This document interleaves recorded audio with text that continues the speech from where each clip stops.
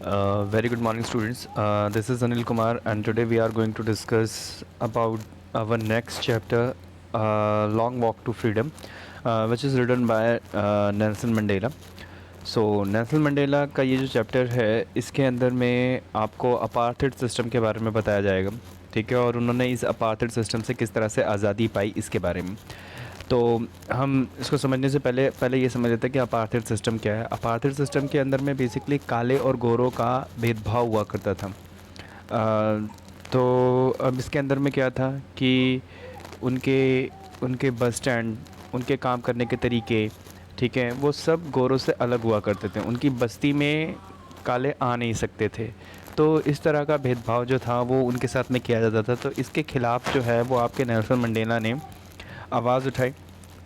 तो जिसकी वजह से उन्हें एक लंबे समय तक जेल में रहना पड़ा और उनके बाकी साथियों को भी जेल में रहना पड़ा।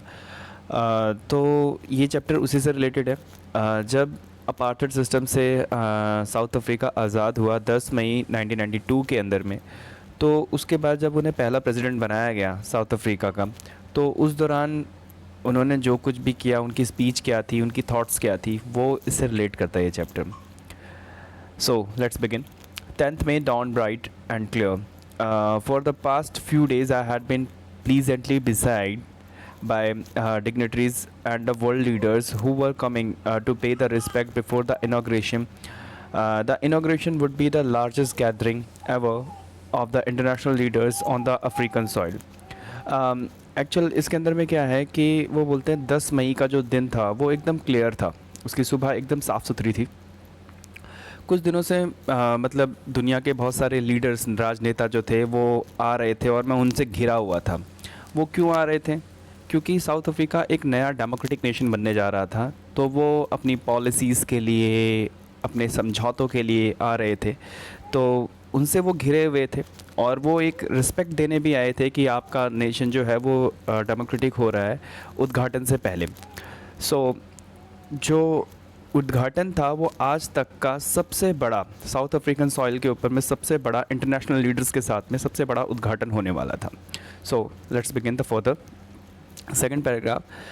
The ceremonies took place in the lovely sandstone amphitheater formed by the Union Building in Pretoria. For decades, this had been the seat of the white supremacy, and now it is the site of the rainbow gathering of the different colors and the nation for the installation of South Africa's first democratic non-racial government. अब बेटा इसके अंदर में क्या है कि जो ceremony थी, ये जो समारोह था, ये होने वाला था एक यूनियन बिल्डिंग प्रिटोरिया में। मतलब उस बिल्डिंग के बारे में ख़ास बात है कि वो सैंडस्टोन से बनी हुई थी। जिस तरह से हमारा लाल किला जो है वो लाल पत्थर से बना हुआ है, उसी तरह से ये भी जो प्रिटोरिया की जो बिल्डिंग थी वो भी सैंडस्टोन से बनी हुई थी। वो बताते हैं कि कई दशकों तक ये जो बिल्डिंग थी वो वाइट सुप्रीमेसी का प्रतीक थी। यानी यहाँ पर वाइट्स लोग जो थे वो रूल्स एंड रेगुलेशन और बनाते थे, ठीक है। लेकिन अब जो है वो यहाँ पर जो लोग बैठेंगे वो वाइट्स भी होंगे, ब्लैक्स भी होंगे, कलर्ड भी होंगे। तो यहाँ पर रेनबो गैदरिंग का मतलब ये है कि सभी तरह के लोग जो हैं वो इस सुप्रीमेसी का हिस्सा बनेंगे। अब यहाँ पर बोलता है कि अब ये जो बिल्डिंग है वो साउथ अफ्रीका की फ़र्स्ट डेमोक्रेटिक नेशन और नॉन रेशनल गवर्नमेंट को इंडिकेट करेगी। अब आगे देखते हैं। On that lovely autumn day I was accompanied by the daughter Jenny on the podium. Mr. De Klerk was first sworn in, the second deputy president. Then Thabo Mbeki was sworn in as first deputy president. When it was my turn, I pledged to obey, uphold the constitution, and devote myself to the well-being of republic and its people. To the assembled guests and watching world, I said. अब क्या होता है कि वो बताते हैं कि जब उस दिन, वो ऑटम का दिन था, पतझड़ का समय था और वो एक खूबसूरत दिन था। वो बोलते हैं कि मैं अपनी बेटी जैनी के साथ में पोडियम पे चढ़ा, मतलब जो स्टेज होता है उस पे चढ़ा, मतलब आया। और वहाँ पर पहले जो शपथ लेने वाले थे वो मिस्टर डी क्लार्क थे। उन्होंने सेकंड डेप्यूटी प्रेसिडेंट की शपथ ली। उसके बाद फिर जो शपथ लेने वाले थे वो थे थोबो मैकेबे, मैबेकी। उन्होंने शपथ ली फर्स्ट डिप्टी प्रेसिडेंट की, और उसके बाद मेरी बारी थी। मैंने शपथ ली कि मैं कॉन्स्टिट्यूशन को सबसे ऊपर रखूँगा, संविधान को सब सर्वोपरि मानूंगा और मैं उसके प्रति समर्पित रहूँगा। उसके अलावा मैं अपने लोगों के प्रति भी समर्पित रहूँगा। इतने सारे लोगों के बीच उन्होंने जो कुछ भी कहा वो कुछ इस प्रकार से था। Today all of us today all of us do by our presence here confer glory and hope to newborn liberty out of the experience of an extraordinary human disaster that lasted too long, must be born a society which all humanity will be proud।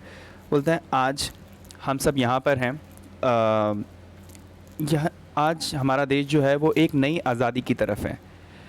ये आज़ादी जो है वो मुफ्त में नहीं मिली है। ये इस आज़ादी को पाने के लिए बहुत संघर्ष किया गया, ठीक है, और बहुत सारे लोगों ने बलिदान दिया। लेकिन आज जिस सोसाइटी का जन्म हो रहा है, जिस तरह का समाज का साउथ अफ्रीकन सॉइल के ऊपर जन्म हो रहा है, उसके ऊपर पूरी मानवता को एक दिन नाज होगा।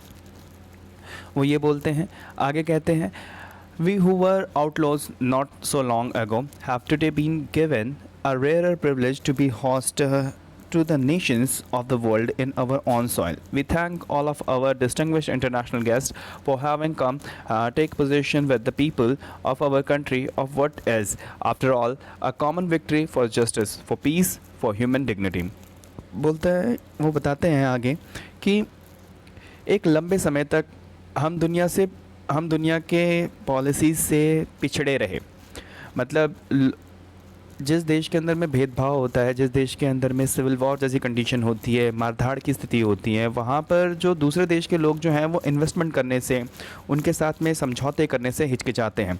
तो वो बोलते हैं कि ऐसा बहुत पहले तक होता रहा, लेकिन आज हमें जो सम्मान मिला है दुनिया के अलग अलग देशों से, और वो भी हमारी ही धरती पर, उसके लिए हम धन्यवाद देते हैं। हम धन्यवाद देते हैं उन सभी अंतर्राष्ट्रीय मेहमानों का जो इस मौके पर हमारी धरती पर आए हैं, ठीक है, और वो कॉमन विक्ट्री ऑफ जस्टिस को सेलिब्रेट करते हैं। मतलब कि न्याय को सेलिब्रेट करने के लिए वो हमारी धरती पे आए हैं, शांति को सेलिब्रेट करने के लिए आए हैं, और ख़ास तौर पे मानव की संप्रभुता और उसके आत्मसम्मान की विक्ट्री को सेलिब्रेट करने के लिए आए हैं। हम इस चीज़ के लिए भी लोगों का धन्यवाद करते हैं। किन लोगों का? उन इंटरनेशनल गेस्ट का जो कि राजनेता है, पॉलिसी लीडर्स हैं, उनका। We have at last achieved our political emancipation.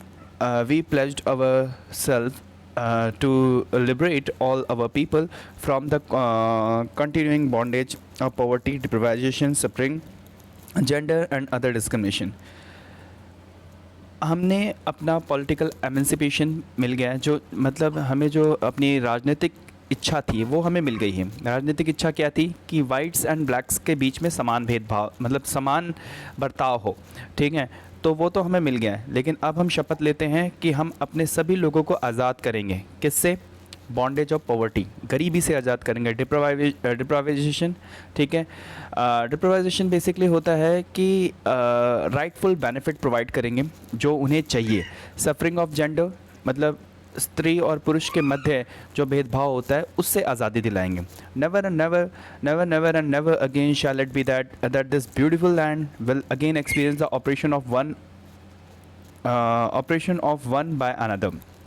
बोलते हैं कभी नहीं और आगे कभी भी नहीं, इस धरती पर कभी भी कोई भी किसी दूसरे पर अपनी शक्ति का प्रदर्शन नहीं करेगा। Operations of one by another, पहले क्या होता था कि वाइट्स जो थे वो ब्लैक्स पर अत्याचार करते थे, तो this is the basically the operation on one by another, ठीक है, इसे ऐसा कहा जाता है। तो वो कहते हैं कि इस धरती पर आज के बाद से ऐसा कभी भी नहीं होगा। The shell never set on the glorious of human achievement. बोलते हैं इस धरती का जो सूर्य है वो कभी भी अस्त नहीं होगा। हमारी जो अचीवमेंट्स हैं वो दुनिया याद रखेगी। Let freedom reign, God bless Africa, ठीक है। वो कहते हैं कि जो आज़ादी है वो बनी रहे, ठीक है, ईश्वर भगवान अफ्रीका को आशीर्वाद दे।